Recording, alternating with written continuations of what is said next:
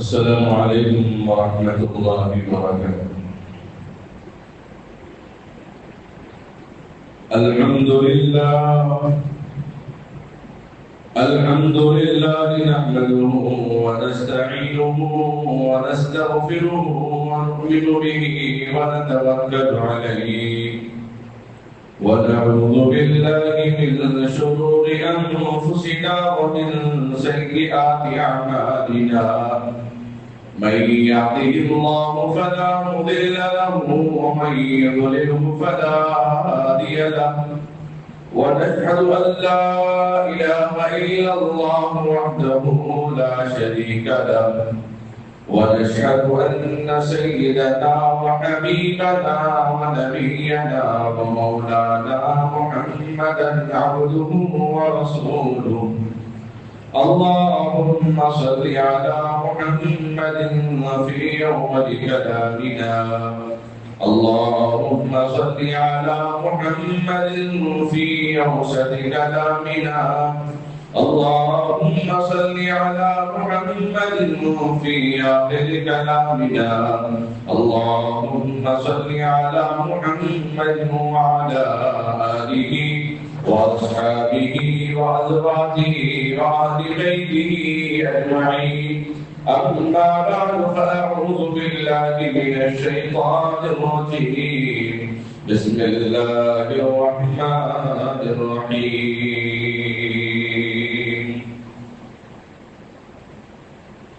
يا أيها الذين آمنوا كتب عليكم الصيام كما كتب على الذين من قبلكم لعلكم تتقون. أما بعد فقد قال النبي صلى الله عليه وسلم: الصيام جنة. صدق الله مولانا العظيم وصدق رسوله النبي الكريم. نحن على ذلك من الشاهدين لمن الشاكرين والحمد لله رب العالمين.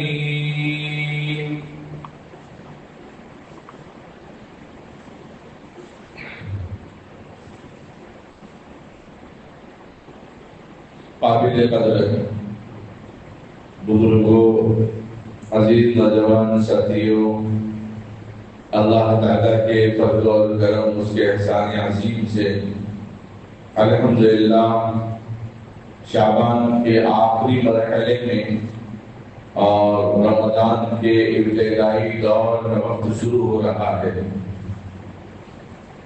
اللہ تبارک و تعالیٰ کے حکم کے بغیر نہ آج تک زندہ رہ سکتے، نہ آئندہ کبھی زندہ رہیں گے. اپنی زندگی میں ایک اور سنہرا موقع اللہ تبارک و تعالیٰ نے مجھے اور آپ کو عطا کرنا ہے.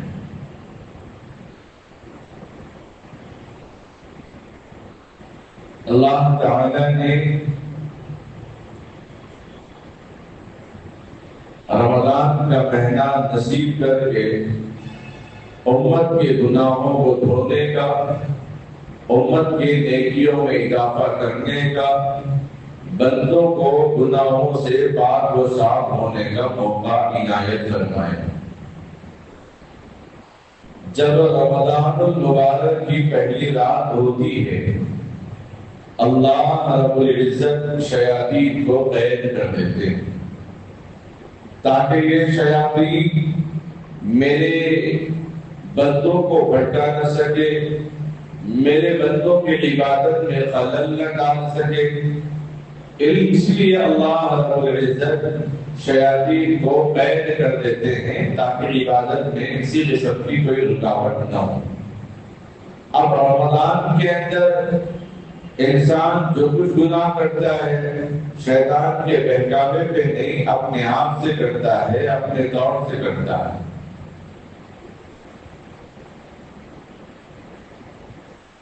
اللہ تبارک و تعالیٰ نے قرآن کریم کے اندر ارشاد فرمایا ہے: يا أيها الذين آمنوا كتب عليكم الصيام كما كتب على الذين من قبلكم لعلكم تتقون. اللہ رب العزت فرماتے کہ مومنوں تم پر میں نے رمضان کے روزوں کو فرض فرمایا ہے. ایک روایت میں بات ملتی ہے اللہ تبارک و تعالیٰ نے رمضان کے روزے کو میراث کے موقع پر ہی فرض فرمایا تھا، لیکن روزے کب تک تھے؟ بعض فرماتے ہیں 6 مہینے کے روزے تھے، بعض فرماتے ہیں 2 مہینے کے روزے تھے. جس طرح نمازوں میں کمی ہوئی اور روزے میں بھی اللہ تبارک و تعالیٰ نے کمی کر دی ہے.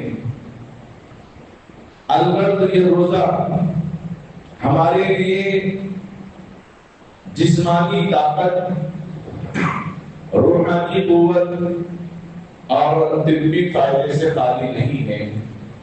اس روزے کو اللہ تعالیٰ نے جسم کے اعتبار سے بھی فائدہ دیا، اس روزے سے اللہ تعالیٰ نے روحانی اعتبار سے بھی فائدہ دیا، اس روزے کے ذریعے اللہ تعالیٰ نے طبی اعتبار سے بھی فائدہ دیا. کوئی موقع ایسا نہیں، کوئی حکم ایسا نہیں، کوئی سنت ایسی نہیں، کوئی نفل ایسی نہیں جس کے عمل کرنے سے انسان کو فائدہ نہ ملتا ہو. اللہ تعالیٰ نے انسان کے اعمال کا بدلہ دنیا میں بھی دیں گے، آخرت میں بھی دیں گے. وہ الگ بات ہے، بعض کو اللہ تعالیٰ دنیا میں بہت کم دیتے ہیں، آخرت میں بہت زیادہ دیتے ہیں. اللہ تبارک و تعالیٰ امت کے اندر یہ خیر خوبی عافیت عطا فرماتے ہیں اس روزے کے ذریعے. روزے کو اللہ نے فرض فرمایا، ایسے ہی بقیہ اسلام کے 4 ارکان فرض ہیں، کلمہ، نماز، زکوٰۃ، حج. اسی طرح روزے کو بھی اللہ رب العزت نے فرض کا حکم دیا ہے. اب اس روزے کے اندر کبھی قضا کا معاملہ بھی آتا ہے، کبھی کفارے کا معاملہ آتا ہے، کبھی فدیے کا معاملہ آتا ہے.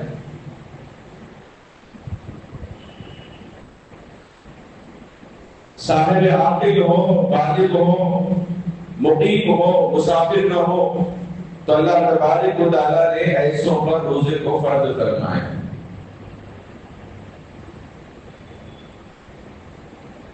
اللہ تبارک و تعالیٰ قرآن کریم کے اندر ارشاد فرماتے ہیں کہ لوگوں میں نے روزہ تمہارے لیے اس لیے رکھا ہے تاکہ تمہارے اندر تقویٰ آ جائے،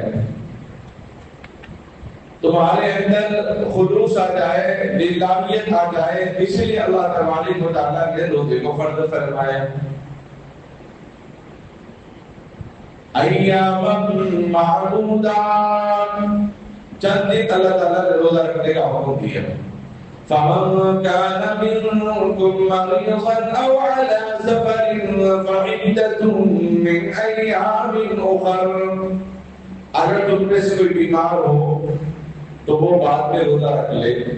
أَوْ عَلَى سَفَرٍ، اگر کوئی سفر میں ہو تو وہ بھی بعد میں رکھ لے. جو بیماری اور سفر مشقت کی وجہ سے، سفر کی مشقت کی وجہ سے روزے کو بعد میں رکھنے کا حکم دیا لیکن معاف نہیں کیا، معافی نہیں دی اللہ تعالیٰ نے. یہ ہے روزے کی قضا. یا بندہ روزہ تو ہے، بیماری کی وجہ سے روزہ توڑ دینا پڑا تو پھر اس کو بھی صرف قضا ہے، فدیہ اور کفارہ کچھ نہیں. اب کفارہ کیا ہوتا ہے؟ روزے کا کفارہ یہ ہے کہ بندہ روزہ رکھ کر جان بوجھ کر روزہ توڑ دیتا ہو. کوئی ایسا عمل کر لیا کھانے پینے میں یا گھر کے بیوی کے معاملے میں جان بوجھ کر، تو پھر اس پر کفارہ ادا کرنا لازم ہے. یہ کفارہ کیا ہے؟ 60 غریبوں کو کھانا کھلانا یا 2 مہینے مسلسل ریگولر مستقل روزے رکھنا. ایک روزہ بھی ناغا نہیں، بیمار ہوا ہو یا ناغا ہو گیا تو پھر دوبارہ شروع کرنا. اگر اگر 2 مہینے روزہ رکھ نہیں سکتا تو 7 غریبوں کو کھانا کھلائے گا۔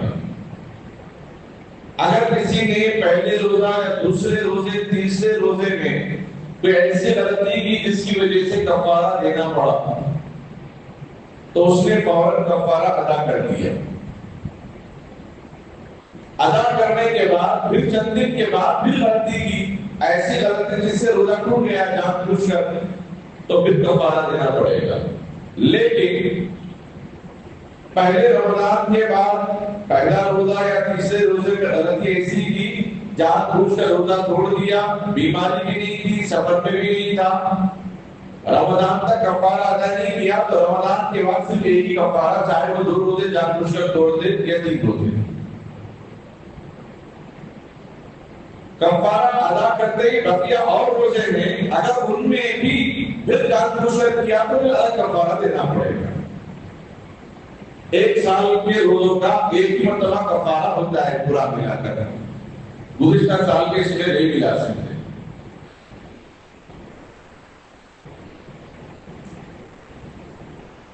کفارہ کتنا دے گا؟ اب بیمار ہے، اتنا بیمار ہے، ضعیف ہے، لاچار ہے، کمزور ہے، بیمار ہے، روزہ رکھنے کی طاقت نہیں، کیپیسٹی نہیں، استطاعت نہیں، قوت نہیں ہے، وہ روزہ رکھنے کی گنجائش اس کے اندر نہیں ہے، لکڑی کے سہارے چلتا ہے یا کمزوری کے ساتھ چلتا ہے،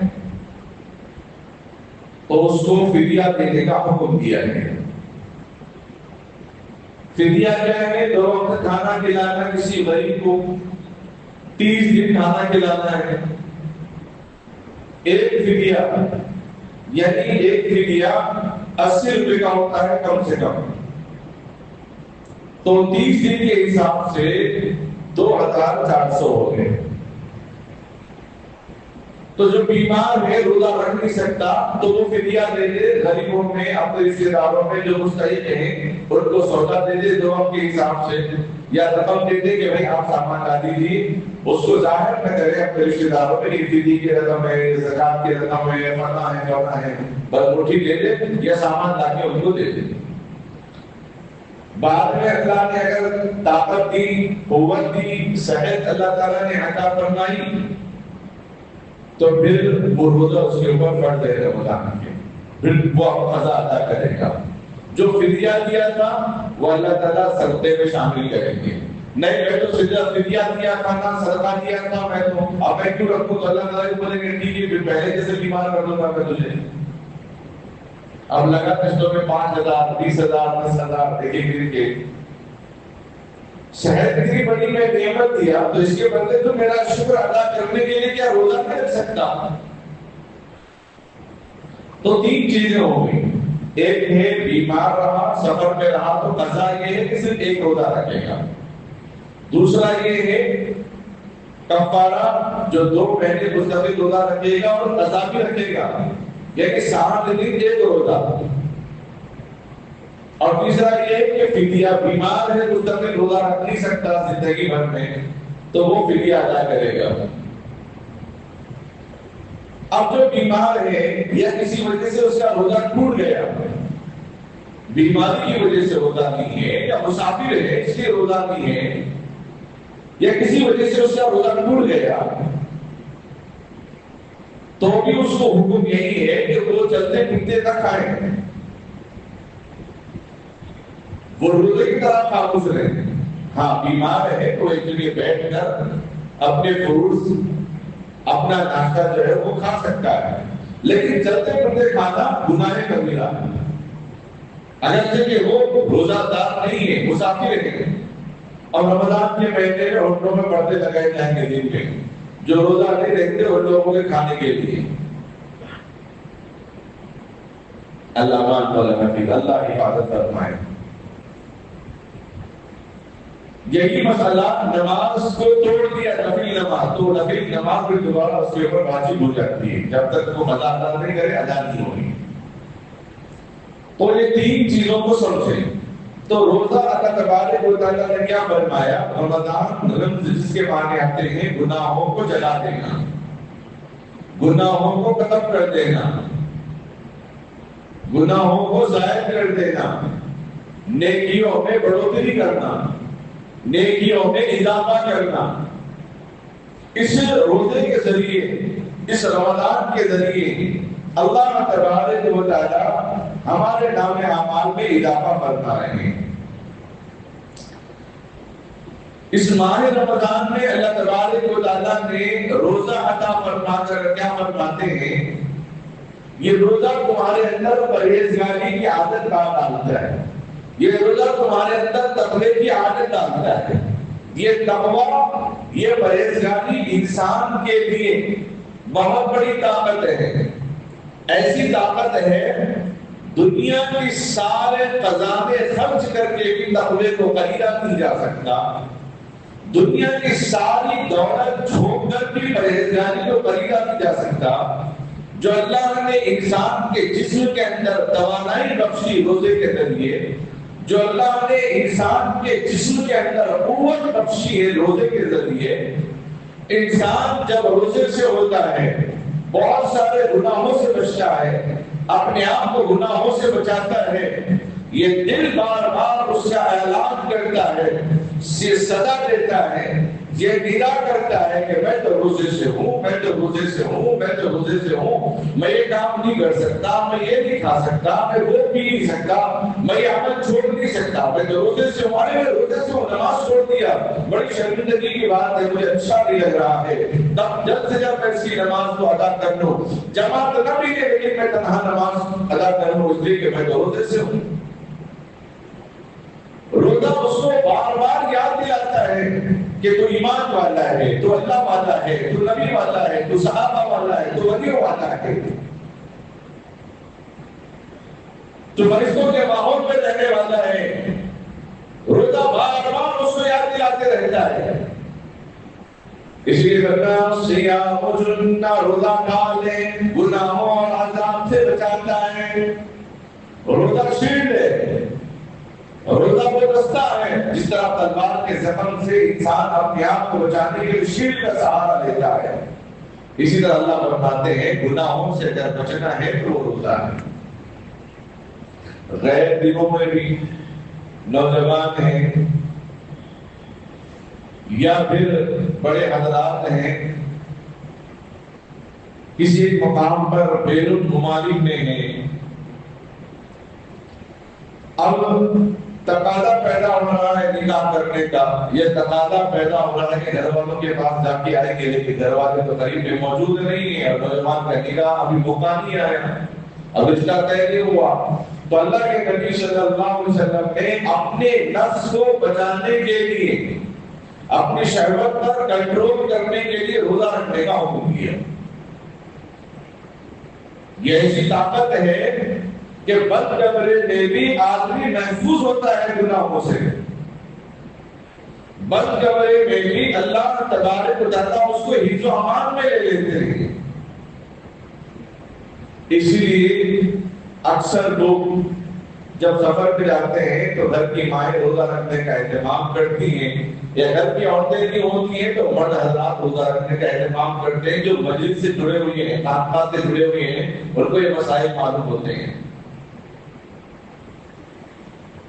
ورنہ آج کل مذاق بنا لیے،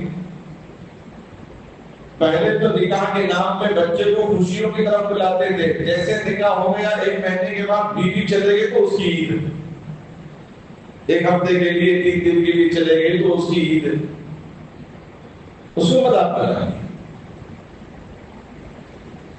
تو اللہ تبارک و تعالیٰ نے روزے پہ وہ طاقت و قوت رکھی ہے جو آج کل کے سی کیمرے میں کام نہیں کر سکتے، چاہے وائس ریکارڈ ہو، کلیئر ہو، کلر ریکارڈ ہو، کچھ بھی ہو۔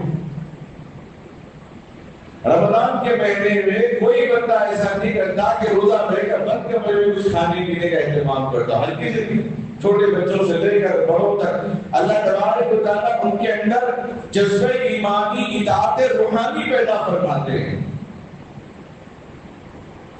یہ اس کی وجہ کیا ہے؟ اس کی وجہ یہ ہے کہ رمضان کا پہلی رات جب ہوتی ہے، چاند نظر آئے تو اللہ تبارک و تعالیٰ فوراً شیاطین کو بند کر دیتے ہیں۔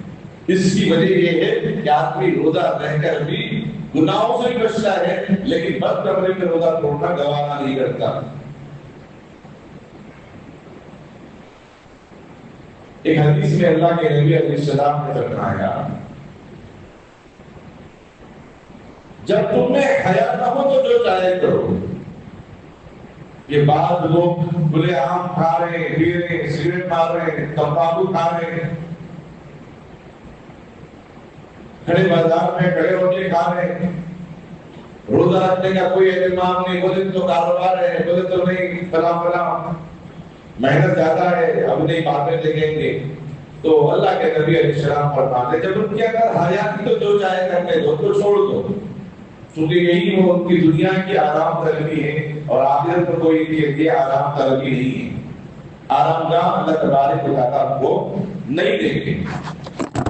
اللہ تبارک و تعالیٰ جن لوگوں کو روزہ رکھ کر گناہوں سے بچاتے ہیں، دنیا کے اندر بعض اللہ تبارک و تعالیٰ نے حکم جو دے دیا، جو بعض لوگ ایمان لے آئے، عمل کرنے لگے تو ان چیزوں سے بچتے ہیں. تو ایسے یہ کس طرح ایک ماں اپنے بچے کو برف کا گولا کھانے سے روکتی ہے کہ بچے کو گلے نہ آ جائے، نیمونیا نہ آ جائے، سینہ نہ بڑھ جائے، سردی نہ ہو جائے، کھانسی نہ ہو جائے زیادہ کھانے سے. ماں بچے کو روکتی اس لیے تاکہ بچے کے صحت کا خیال ہو، بچہ اپنی صحت نہ بگاڑے. اسی طرح اللہ رب العزت بھی روزے کے ذریعے ہمارے جسم کے اندر اللہ قوت عطا کرنا چاہتے ہیں. طبیبوں نے، ڈاکٹروں نے، سائنسدانوں نے کہا کہ روزہ انسان کے جسم کے اندر توانائی کا بچتا ہے، روزہ انسان کے جسم کے اندر طاقت اور قوت پیدا کرتا ہے، روزہ انسان کے دل و دماغ کے اندر روحانیت پیدا کرتا ہے، روزہ انسان کے معدے کو بیماریوں سے دور رکھتا ہے، روزہ انسان کے ان خرافات جو جسمانی اعتبار سے، ظاہری اعتبار سے، باطنی اعتبار سے اندر کا جو نظام، جو سسٹم اللہ تبارک و تعالیٰ نے بنایا ہے اس کے اندر اللہ رب العزت سلامتی عطا فرماتے ہیں، خیر عطا فرماتے ہیں، بھلائی اللہ تبارک و تعالیٰ عطا فرماتے ہیں. اور روزے کے ذریعے اللہ تبارک و تعالیٰ انسان کو اپنی اوقات کی یاد دلاتے ہیں. روزے کے ذریعے اللہ تبارک و تعالیٰ انسان کو بتانا چاہتے ہیں کہ رزق کی قدر کر لو اور غریب کو یاد کرو جب وہ بھوکا ہوتا ہے تو اس کی کیفیت کیا ہوتی ہے.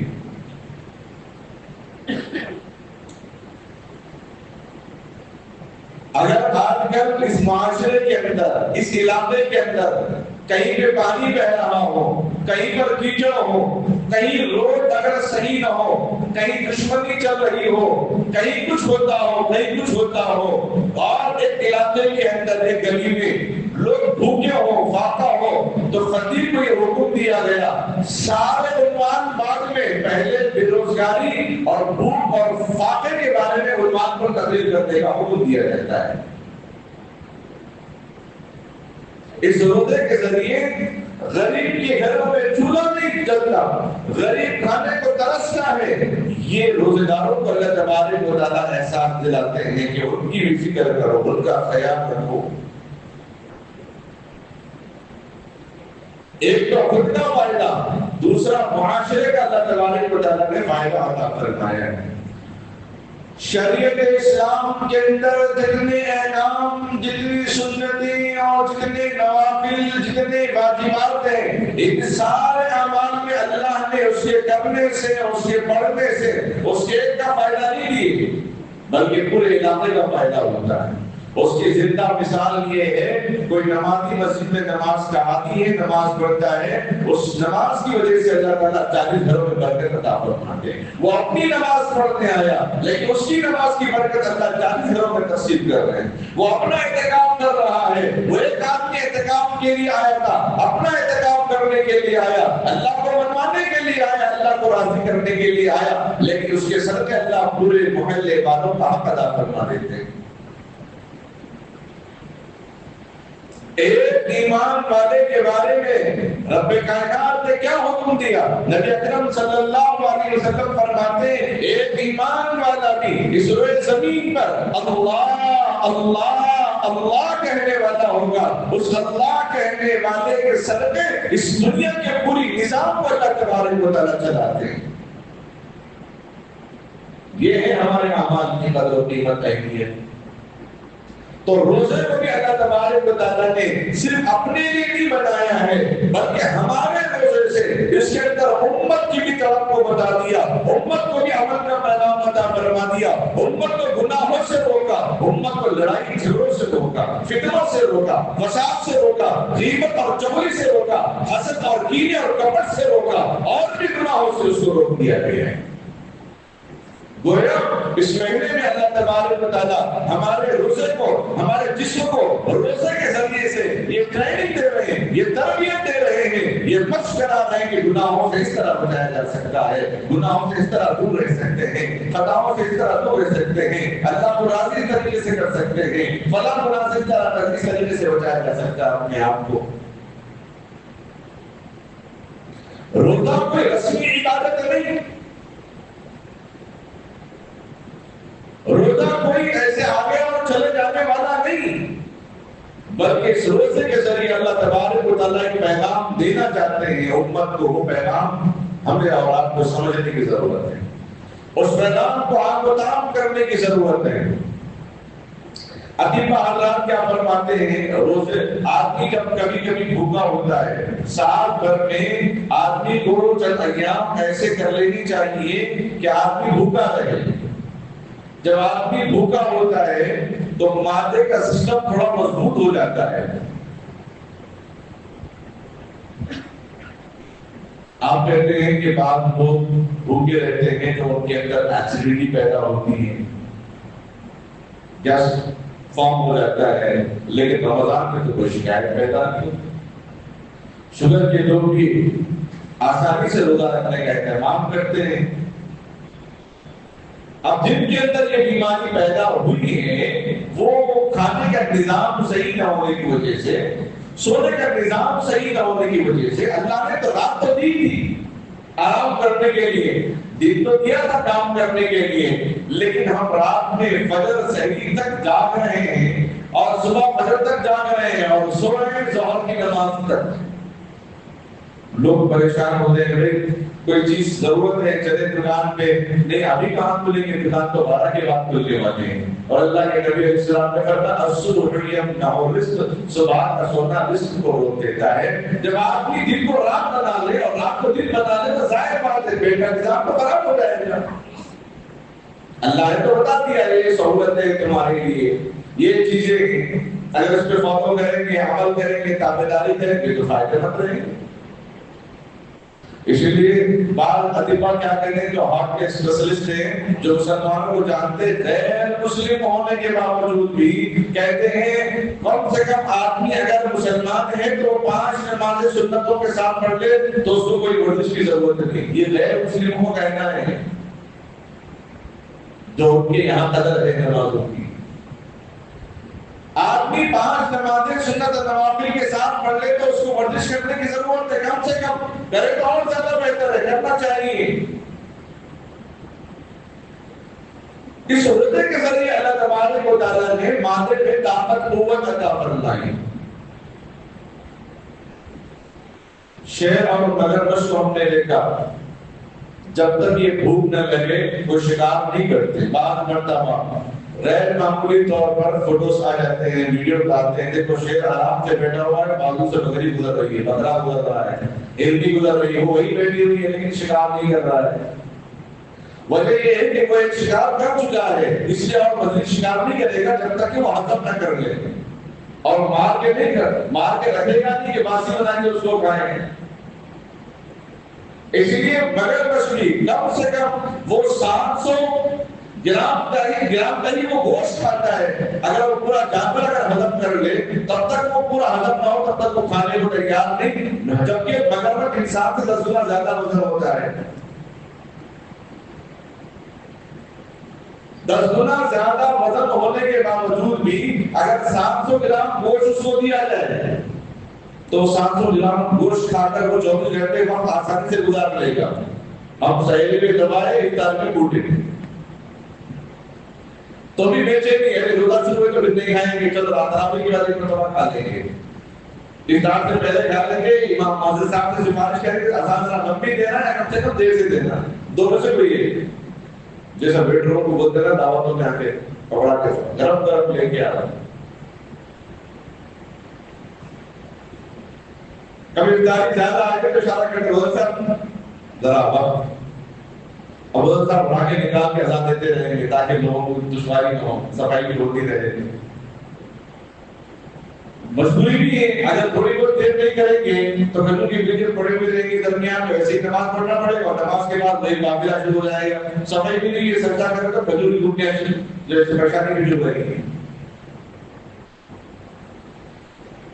اس روزے کے ذریعے اللہ تعالیٰ نے انسان کے جسم کے اندر مادے میں کچھ خالی رکھنے کے لیے اللہ تبارک و تعالیٰ نے جب جسم کبھی کبھی جب پیٹ خالی ہوتا ہے جیسا رات کا موقع ہوتا ہے تو سب کو کام کرنا آسان ہے، مثلا مثال کے طور پہ رمضان آ گیا بول کے سودے لا کے ڈال دیا گھر میں، یا شادی ہو کے گھر میں سودے لا کے ڈال دیے بھر بھر کے ڈیریوں میں، تو ہماری خواتین اس وقت تک نہیں کھلتی جب تک جگہ نہ ہو، جب جگہ ملے گی تب وہ کور کھول کے سامان جمع کے تب تک وہ ایسے ہی پڑے رہے گا۔ اسی طریقے سے پیٹ کے نظام کو بھی اللہ تبارک و تعالیٰ صحیح کرنے کے لیے جب تک ہاضمہ نہ ہو پیٹ کا نظام صحیح نہیں ہو سکتا، تو اس روزے کے ذریعے اللہ تبارک و تعالیٰ نے پیٹ کے نظام کو اللہ تبارک و تعالیٰ نے صحیح کر دیا ہے، اور اس کے اندر قوت کے لیے اللہ تبارک و تعالیٰ نے اچھا نبی کریم صلی اللہ علیہ وسلم کے زمانے میں ایک صاحب آئے اور نبی علیہ السلام مدینے میں کئی دن تک تھے، تو کہنے لگے یا رسول اللہ صلی اللہ علیہ وسلم کوئی ایک بیمار بھی نہیں مل رہا ہے، میں حکیم ہوں، کوئی ایک بیمار نہیں ملتا ہے سوائے شہیدوں کے زخمی کے، کوئی بیمار نہیں ملتا۔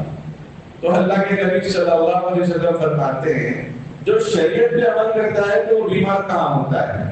تو مدینے میں اس وقت وہ دور، ایک وقت اللہ کے نبی علیہ السلام کھاتے تو ایک وقت بھوکا رکھنا اپنے آپ کو پسند فرماتے، تو سوائے یہ زخمی کے اور بعض بیماریوں کے یعنی کوئی باضابطہ حکیم کوئی دواخانہ کوئی نہیں ملتا تھا مدینے میں نبی علیہ السلام کے دور میں، ضرورت ہی محسوس نہیں ہوئی۔ جس طرح ہمارے یہاں حیدرآباد کے اندر گنی چنی ایک یا دو پاگل خانے ہوں گے، اور سعودی عرب میں پورے ملک کے اندر شاید گنی چنی ایک دو پاگل خانے ہوں گے، لیکن یورپ علاقے میں چلے جائیں گے ہر اسٹیٹ میں 5 10 پاگل خانے آپ کو ملیں گے، مردار کھانے کی وجہ سے اور سجدے نہیں کرنے کی وجہ سے، باقی حلال نہ ہو غذا نہ کھانے کی وجہ سے، اور جو چیزیں جن چیزوں کو اللہ تعالیٰ نے حرام کرا دیا سور وغیرہ کی چربی اور اس کے گوشت کھانے کی وجہ سے وہ لوگ دیوانے ہو جاتے ہیں، پاگل بنا جاتا ہے۔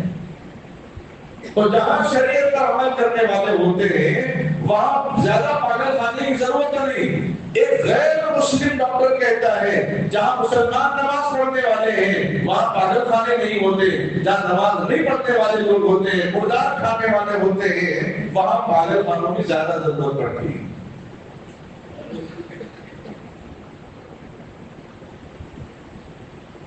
بعض ڈاکٹروں کا کہنا ہے انسان کو اپنی ہوش و حواس برقرار رکھنے کے لیے صبح شام کم سے کم 4-5 مرتبہ منہ دھونا چاہیے۔ یہ اللہ کے نبی صلی اللہ علیہ وسلم نے اللہ کے حکم سے 5 وقت نمازوں میں یہ عمل کر کے بتا دیا امت کو۔ اب بولے نہیں نمازی ہے پرہیزگار ہے قرآن پڑھنے والے ہیں لیکن پھر بھی پاگل ہو گئے ہیں، پتہ نہیں بیوی کا کیا ٹارچر تھا، بھائیوں کی جائیداد کا کیا مسئلہ تھا، کون سے دوست نے اس کو کون سا دھوکہ دے دیا نہیں معلوم، کون سے پڑوس نے اس کی جائیداد رد کر لی نہیں معلوم، جس بیچارہ ڈپریشن میں آ کے بیمار ہو گیا۔ مکاتب کے سروے میں نکلا تو ایک صاحب سے ملاقات ہوئی تو کہنے لگے مجھے تقریباً 13 سال سے بیوی ہے مولانا، بولے اس سے پہلے کیوں نہیں تھی؟ بولے جب شادی نہیں کرا۔ بازار تو بولے کہ وہ یقینی طور پہ کہہ رہے ہیں کہ نکاح کے بعد ہی میری بیوی بڑھ گئی ہے، جب سے اب تک میں دوائی کھا رہا ہوں۔ اگر نمازی ہے اس کے باوجود بھی پاگل پن آ گیا تو یہ چیزوں میں سے ایک چیز ہو سکتی ہے کہ شریعت میں عیب نہیں، مجھ میں عیب ہے، آپ میں بھی عیب ہو سکتا ہے لیکن شریعت میں کوئی عیب نہیں، شریعت میں کوئی کامی نہیں، شریعت میں کوئی نقص نہیں ہے۔ نبی نے جو کہہ دیا تو کہہ دیا، خدا نے جو کہہ دیا تو وہ کہہ دیا۔ تو اس لیے اس روزے کو صرف رسم نہ سمجھیں، بلکہ ہر عبادت میں، ہر سنت میں اللہ تبارک و تعالیٰ نے ہر اعتبار سے فائدے امت کو بتائے ہیں۔ بہرحال یہ رمضان کا مہینہ شروع ہونے کو ہے، اس وقت کو عبادت کا ذریعہ بنائیں، عبادت کا ماحول بنائیں۔ اور کھجور چونکہ سنت غذا بھی ہیں، لوگ ہزاروں نسخے بتاتے ہیں، دہی کھاؤ، الائچی کھاؤ، پیاز کے لگے گی، فلاں کے لگے گی، فلاں کے لگے گی، وہ ان کے مشورے بہت اپنی جگہ ہیں، لیکن اللہ کے نبی صلی اللہ علیہ وسلم سحری میں بھی کھجور استعمال کرتے، افطار میں بھی کھجور استعمال کرتے۔ اس کو ذہن میں رکھیے، افطار کے موقع پر کھجور میسر ہے تو کھجور سے افطار کرنا۔ جسم کے اندر جو کمزوری آئی ہے غذا نہ ہونے کی وجہ سے، اور جو کمزوری چکر جیسی محسوس ہوتی ہے، وہ تو کھجور کھانے سے اللہ تبارک و تعالیٰ فوراً اس کے اندر توانائی پیدا فرما دیتے ہیں۔ یہ کھجور کھانے سے ہی ہو سکتا ہے، بھجیے کھانے سے نہیں ہوتا پہلی مرتبہ، بلکہ ابتدا کھجور اور بادی سے ہو، اس کے بعد دسترخوان پہ ماہدر جو ہے اس پہ آپ اکتفا کر لیں۔ منع نہیں ہے، گناہ نہیں ہے، لیکن ایسا بھی نہ کرے کہ لوگوں کو اپنے معاملات کے اندر خلل پیدا ہو جائے۔ اللہ سے خوب دعا کیجیے کہ چونکہ روزہ جسمانی بھی عبادت ہے، روحانی بھی عبادت ہے، اور طبی فائدے بھی ہیں، لیکن ڈاکٹری اعتبار سے ڈاکٹر حضرات کہتے ہیں کہ مہینے میں ایک آدھ دن تو روزہ رکھنا چاہیے انسان کو۔ قربان جاؤں مدنی آقا محمد رسول اللہ صلی اللہ علیہ وسلم پر آپ نے امت کو بتا دیا مہینے میں 3 دن روزہ رکھ لو، ایام 20 کے، چاند کے 13، 14، 15، اور ہفتے میں 2 دن روزہ رکھ لو، پیر اور جمعرات کا روزہ رکھ لو۔ اللہ کے نبی علیہ السلام نے سب چیزیں ہم کو بتا دیے ہیں۔ اللہ سے دعا ہے اللہ تعالیٰ ہم تمام امت مسلمہ کو اس رمضان کے ذریعے، ان تراویحوں کے ذریعے، ان روزوں کے ذریعے ہمارے اندر جسمانی روحانی طاقت اللہ تبارک و تعالیٰ ہم سب کو عطا فرمائے۔ آمین وآخر دعوانا الحمدللہ رب العالمین۔ جو باتیں میں ابھی بیان کیا ہوں یہ ساری کتاب کے اندر موجود ہیں، گھر والوں کے لیے بھی سہولت ہو جائے گی۔ روزے کے طبی اور روحانی فائدے اور دعائیں وغیرہ ساری چیزیں موجود ہیں۔ نماز کے بعد جاتے ہوئے آپ حضرات کتاب دیکھ کے جا سکتے ہیں۔ ضروری اعلان آپ حضرات کے سامنے ابھی جو جس چاندی پر ہم بیٹھے ہوئے ہیں، جائے نماز کے پر جو سفید پوشاک جو نظر آ رہی ہے، الحمدللہ یہ تیسرا سال ہے جو مسجد کی انتظامیہ سنبھال کے اس کو استعمال میں لا رہے ہیں۔ تو جن صاحب نے اور جن لوگوں نے چاندی جو وائٹ کپڑا دلانے کا اہتمام کیا ہے، یقیناً اندازہ لگائیں 3 سال سے لوگ مستقل اس سے نماز پڑھ رہے ہیں۔ تو اللہ تبارک و تعالیٰ کے یہاں پڑھنے والوں کا اور دلانے والوں کے لیے بہت بڑا اجر ہے۔ دنیا کے ہر ذرے کا ہم حساب لگا سکتے ہیں، لیکن نیکیوں کا حساب ہم نہیں لگا سکتے۔ وہ اللہ تعالیٰ ہی بہتر دینے والے ہیں۔ اس وقت 3 چیزوں کی ضرورت درکار ہے مسجد میں، جس طرح سے چونکہ مستقل یہ تیسرا سال چل رہا ہے، اب یہ اگر میلے ہو جائیں گے، چونکہ رمضان میں مستقل 5 نمازیں میں مسجد کے اندر تعداد بہت زیادہ ہوتی ہے، اور لوگ افطار وغیرہ کے موقع پر بھی آتے جاتے رہتے ہیں، جس کی وجہ سے مینٹیننس بڑھ جاتا ہے۔ تو جب یہ نکالیں گے تو فوراً دوسرا کپڑا تیار بھی ہونا چاہیے۔ تو نماز کے لیے چاندی کا جو کپڑا وہ سخت ضرورت ہے۔ آپ حضرات سے گزارش ہے کہ جاتے ہوئے مسجد کے ذمہ دار حضرات جناب سلیم صاحب، عالی صاحب سے ملاقات کر کے آپ اس کے انتظام کے لیے آپ کوشش کر سکتے ہیں۔ اللہ تعالیٰ آپ کی کوششوں کو قبول فرمائے۔ اور دوسری بات یہ کہ گرما کا موسم آ رہا ہے، کچھ کولر موجود ہیں اور مزید اور کولروں کی ضرورت ہے، کیونکہ باہر کی تعداد بڑھ جائے گی تو مشکل ہو جائے گی، تو کولروں کی بھی ضرورت ہے اور دیگر اخراجات کے بھی باقی ہیں۔ تو اس لیے آپ حضرات سے گزارش ہے جاتے ہوئے مسجد کا تعاون فرمائیں۔ ہمارے جناب محسن صاحب مسجد کے باہر کھڑے رہیں گے، جاتے ہوئے ان سے رسید کی حاصل کر سکتے ہیں۔ یہ رمضان کا سنہرا موقع ہے، ایک نفل کا ثواب بھی فرض کے برابر ہے، تو اس لیے ایک نیکی 70 نیکی کے برابر ہے۔ بڑا عظیم موقع ہے، اللہ مجھے اور آپ کو اس میں بڑھ چڑھ کر حصہ لینے کی توفیق عطا فرمائے۔ اور دوسری بات یہ ہے کہ تراویح کا خاص اہتمام چاند رات سے کرنا چاہیے۔ ضروری نہیں ہے کہ کل سعودی میں نہیں دکھا تو آج ہمارے پاس نہیں دکھے گا، اگر دکھ گیا تو پھر اس پر بھی عمل کرنا ہے، اس کا بھی اہتمام کرنا چاہیے، کیونکہ آخر چاند کے آخری 3 راتوں میں چونکہ بالکل چاند نظر نہیں آتا، تاریک راتیں ہوتی ہیں، اتنی تفصیل کرنے کے بجائے اگر میں بولوں امواس کی رات میں ہو تو لوگ فوراً آ کے مل ہاں ہمارا ذہن اس طرف جانا ہی نہیں پہلی بار.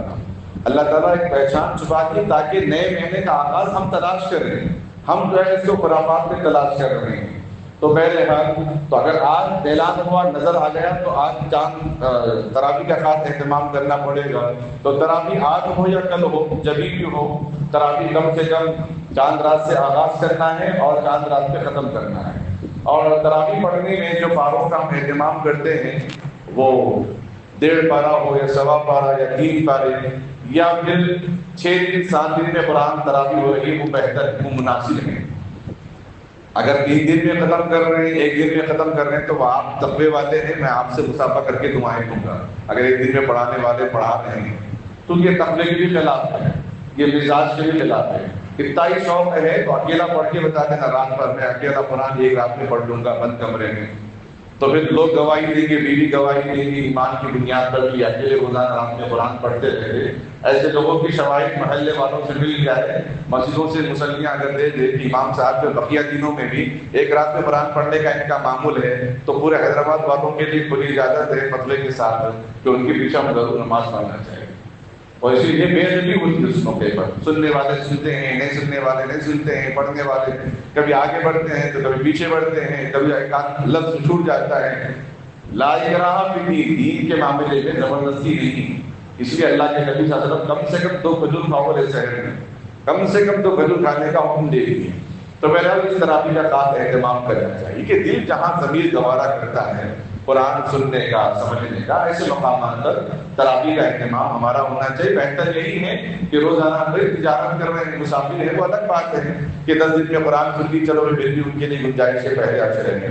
اور دوسری بات یہ ہے کہ جیسے چاند کا اعلان نظر آ جائے تو سورہ فتح پڑھنے کا اہتمام کرے عشاء سے پہلے. اللہ تعالیٰ اس سے ہمارے کام کو آسان فرماتے, سال بھر کے اندر کامیابی عطا فرماتے. 26 پارے میں ہے سورہ فتح, انا فتحنا لک فتحا مبینا. ایک پڑھے گھر والے سب سن لیں گے, پڑھنا نہیں آتا تو قرآن کی ریکارڈنگ لگا کے اس کے ساتھ سننے کا اور پڑھنے کا اہتمام کرے, انشاءاللہ برکت ہوگی. اور دوسری بات یہ ہے, تیسری بات یہ ہے کہ گھر والوں کے ساتھ بھی خدمت کرنا, کبھی سحر میں کبھی افطار میں یا دونوں وقت میں بھی, تو یہ سب سے زیادہ ثواب ہے. مسجد میں آ کے افطاری کرنا اتنا ثواب نہیں ہے جتنا گھر والوں کے ساتھ جا کے گھر والوں کا ساتھ دینا. سحری میں اٹھ کے یا افطار میں وقت سے پہلے لگا کے گھر میں کچھ خدمت کر کے آئے, بہت بڑا ثواب ہے. ذہن میں رکھیے اس کو. گھر میں افطاری کی مسجد میں افطاری دے دی, تقسیم کرتے جا رہے ہیں یا بیٹھ کے شام سے تربوز کاٹ رہے ہیں آپ اور فوٹوز نکال کے اسٹیٹس پہ رکھ رہے ہیں, اگر نہیں بھی رکھے تب بھی اتنا ثواب نہیں جتنا گھر والوں کا ساتھ دینے سے اتنا ثواب ملتا ہے. یہ اہم بات ہے, اس کو آپ حضرات ذہن میں رکھیں اور دعاؤں کا خاص اہتمام کریں. اللہ تعالیٰ ہم سب کو عمل کرنے کی توفیق عطا فرمائے. درود شریف. اور رمضان کے احکام و فضائل کے سلسلے میں انگلش اور اردو میں کتاب میں نے خود لکھا ہے الحمدللہ, تو جاتے ہوئے اس کو حاصل کرتے جائیں. رمضان کے موقع پر بہت سارے کھجور وغیرہ حدیث میں پیش کرتے رہتے ہیں. 100 روپے کی 100 روپے کی کتاب ہے اور اس کا منافع بھی منظم ہو جاتا ہے. اور اس کتاب سے روزے کے احکام مسائل معلوم ہو جاتے ہیں. اعتکاف میں رمضان میں جتنے بھی مسائل ہیں سارے مسائل انگلش میں انگلش میں اور اردو میں موجود ہیں. جاتے ہوئے آپ کتاب حاصل کرتے ہوئے جائیں. اللهم صل على محمد وعلى آل محمد وبارك وسلم. ربنا ظلمنا أنفسنا وإن لم تغفر لنا وترحمنا لنكونن من الخاسرين. رب اجعل لي مقيم الصلاة ومن ذريتي ربنا وتقبل دعاء. هو الله الذي لا إله إلا هو الأول والآخر والظاهر والباطن وهو بكل شيء عليم. اے اللہ ہم سب کے گناہوں کو معاف فرما. اے اللہ ہم سب کے خطاؤں کو درگزر فرما. اے اللہ ہم سب کو ایک اور نیک بنا. اے اللہ ہم سب کو متحد بنا. لڑائی جھگڑوں فتنے فسادات سے ہم سب کی حفاظت فرما. اے اللہ چاند رات سے تراویح کا خاص اہتمام کرنے والا بنا. تراویح کا سننا اور پڑھنا دونوں میں بھی اہتمام ہم کو عطا فرما. اے اللہ اس روزے سے ہمارے اندر اس مہینے سے تقوی پیدا فرما, پرہیزگاری پیدا فرما. اے اللہ روزہ ایمان والوں کے لیے ڈھال ہے. اے اللہ ہم سب کو گناہوں سے ڈھال کی طرح حفاظت میں عطا فرما. اے اللہ جس طرح ماں اپنے بچے کو بہت ساری چیزوں سے روکتی ہے, اے اللہ تو نے بھی بہت ساری چیزوں سے روزے کے ذریعے گناہوں سے جھگڑوں سے لایعنی باتوں سے روکا ہے، اے اللہ اس پر عمل کرنے کی توفیق عطا فرما۔ اے اللہ روزے کا مقصد غریب کو اپنی بھوک سے یاد کرنا، اے اللہ روزے کا مقصد ہمارے اندر تقویٰ پیدا کرنا ہے، اے اللہ اس پر عمل کرنے والا بنا دے۔ اے اللہ روزے کے احکام پر چلنے والا بنا، کسی وجہ سے روزہ اگر چھوٹ جائے بیماری سے یا سفر سے تو اس کی قضا کی توفیق بھی عطا فرما۔ جان بوجھ کر روزہ اگر توڑ دے اے اللہ اس کے کفارہ بھی ادا کرنے والا بنا۔ اے اللہ مستقل بیمار ہے، روزہ رکھنے کی طاقت نہیں تو فدیہ ادا کرنے کی توفیق عطا فرما۔ اے اللہ روزہ بدن کی زکوٰۃ ہے، اے اللہ ابو ہریرہ رضی اللہ تعالی عنہ نے فرمایا اے اللہ روزہ رکھنے سے جس طرح مال کی زکوٰۃ ہے مال پاک ہوتا ہے، روزہ رکھنے سے اے اللہ تو جسم کو پاک کر دیتا ہے بیماریوں سے بھی گناہوں سے بھی۔ اے اللہ وضو کی کیفیت یہ ہے، وضو بنانے والا وضو بناتا ہے، آنکھ کان ناک زبان ہاتھ پیر کے گناہ دھل جاتے ہیں۔ اے اللہ روزہ رکھنے والا پورے جسم کا روزہ رکھتا ہے، یقیناً تو پورے جسم کے گناہوں کو معاف فرما دیتا ہے۔ اے اللہ ہم سب کو تندرستی عطا فرما تاکہ رمضان کے مہینے میں سستی نہ ہو، کاہلی نہ ہو، اے اللہ کوئی بہانہ نہ ہو۔ اے اللہ وہ تندرستی عطا فرما تاکہ 20 رکعت مکمل تراویح پڑھنے کے قابل بن جائیں۔ اے اللہ روزے کے جو فائدے تو نے اے اللہ امت کو نبی علیہ السلام کے ذریعے بتائے ہیں، اے اللہ عبادت کے ساتھ ان فائدوں کو محسوس کرتے ہوئے اے اللہ اس پر عمل کرنے کی توفیق عطا فرما۔ اے اللہ سحر افطار میں نبی علیہ السلام کھجور اگر موجود ہوتے اے اللہ اسی پر وہ اے اللہ سحر اور افطار کا اہتمام فرماتے، اے اللہ وہ بھی نہ ہوتا تو 2 گھونٹ پانی پی کر اے اللہ آپ سحری فرما دیا کرتے۔ اے اللہ تو نے قرآن کریم میں جن غذاؤں کا ذکر کیا ہے، زیتون انجیر کا ذکر کیا، انار کا ذکر کیا، کھجور کا ذکر کیا، شہد اور زمزم کا ذکر کیا، اے اللہ ان چیزوں کو اپنی غذا بنانے کی توفیق عطا فرما تاکہ قرآن پہ عمل بھی ہو جائے اور اس میں ہمارے لیے جسمانی فائدے بھی ہو جائے۔ اے اللہ نبی کی اطاعت کرنے والا بنا، اے اللہ نبی کی فرمانبرداری کرنے والا بنا۔ اے اللہ رمضان کے مہینے میں بہت سارے غریبوں کے گھروں میں جن کے گھروں میں چولہا نہیں جلتا وہ مسلمان نہیں روزہ رکھنا چاہتے ہیں پر وہ روزہ رکھ نہیں سکتے، اے اللہ ان کے لیے ہے آسانی پیدا فرما۔ اے اللہ مالدار ان کو توفیق دے، خاموشی کے ساتھ بغیر کسی سیلفی کے اے اللہ بند مٹھی کی طرح ان کی مدد امداد کرنے کی توفیق عطا فرما۔ جس طرح روزے کا علم تجھے اور بندے کو ہے اسی طرح اپنی زکوٰۃ اور صدقات کو خرچ کرنے پر بھی ایسے خاموشی سے خرچ کرنے والا بنا کہ صرف بندے کو اور تجھ کو ہی اے اللہ اس کا علم ہو۔ اے اللہ اپنے رشتہ داروں میں پڑوسیوں میں جو غریب ہیں لاچار ہیں بیوہ ہیں ضرورت مند ہیں اے اللہ ان کو ضروریات سحری کا سامان ضروریات افطار کا سامان عطا کرنے کی توفیق عطا فرما دے۔ اے اللہ اگر یہ بھوکے رہ کر روزہ رکھ نہ سکے تو اے اللہ تو ہم سے پوچھے گا تو ہم کیا جواب دیں گے؟ اے اللہ ضرورت مندوں کے کام آنے کی توفیق عطا فرما۔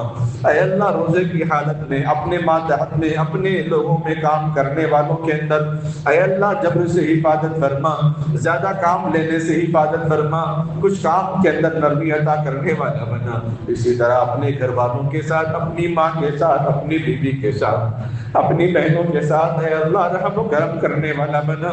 اے اللہ نہ جانے رمضان کے مہینے میں مائیں کتنی محنتیں کتنا تڑپتی ہیں مچلتی ہیں، اے اللہ افطار کے موقع پر بھی مستقل پٹی دکھاتی ہے خدمت میں، سحر میں بھی اے اللہ مستقل اٹھ کر خدمت میں لگی رہتی ہیں، اے اللہ ان کا ساتھ دینے والا بنا۔ اے اللہ جو گھر والوں کا ساتھ نہیں دے گا وہ قوم کا کیا ساتھ دے گا؟ اے اللہ زیادہ ثواب تو نے اس پر رکھا ہے، اس پر بھی عمل کرنے والا بنا، قوم کی خدمت کی توفیق بھی عطا فرما۔ اے اللہ دینی مساجد مدارس مکاتب خانقاہوں کی حفاظت فرما، اے اللہ خصوصاً اس مسجد کی حفاظت فرما۔ اے اللہ اس مسجد کے اندر جن چیزوں کی ضروریات ہے اس کی تکمیل فرما۔ اے اللہ اپنے فضل سے جس بندوں کو تو پسند کرتا ہے، اے اللہ جس مال کو تو پسند کرتا ہے ان کے مال سے اے اللہ ان کے خون پسینے کی کمائی سے اس مال کو اے اللہ تجھ گھر کے لیے قربان ہونے والا، قربان کرنے والا بنا دے، خرچ کرنے والا بنا دے۔ اے اللہ جو خرچ نہیں کر سکتے دعائیں کر رہے ہیں اللہ ان کی دعاؤں سے ضروریات مسجد میں جو چیزوں کی ضرورت ہے اس کی تکمیل فرما۔ اے اللہ عالم اسلام کی حفاظت فرما، مسلم امہ کی حفاظت فرما، مسلم ممالکوں کی حفاظت فرما۔ اے اللہ غزہ کے مسلمان، اے اللہ فلسطین کے مسلمان کوئی پرسان حال نہیں، اے اللہ وہ ہریالی ہری گھاس کھا کر بھی اے اللہ وہ روزہ رکھتے ہیں، اے اللہ کچھ نہ کھا کر بھی وہ روزہ رکھنے کو تیار ہیں، اے اللہ ان کی مدد نصرت کی توفیق عطا فرما، اے اللہ جو مدد نصرت کر رہے ہیں اے اللہ ان کو قبول فرما، اے اللہ ان کو ہر طرح سے برکتوں سے مالا مال فرما، اے اللہ مسلم ممالکوں کے اندر اتحاد پیدا فرما، اے اللہ حاضرین مجلس کو بے انتہا قبول فرما۔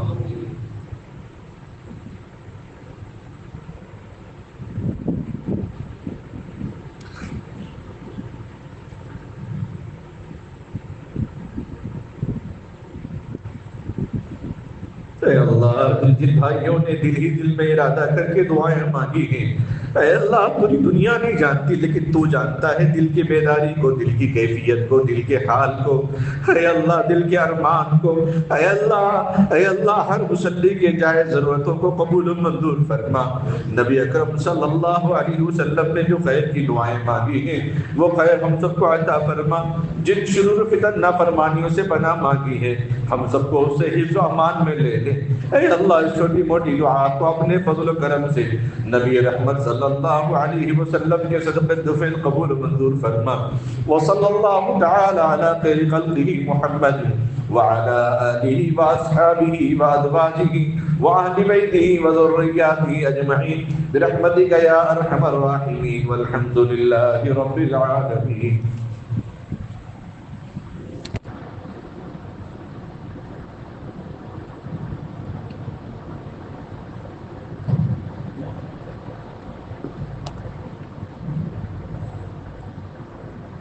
Yeah.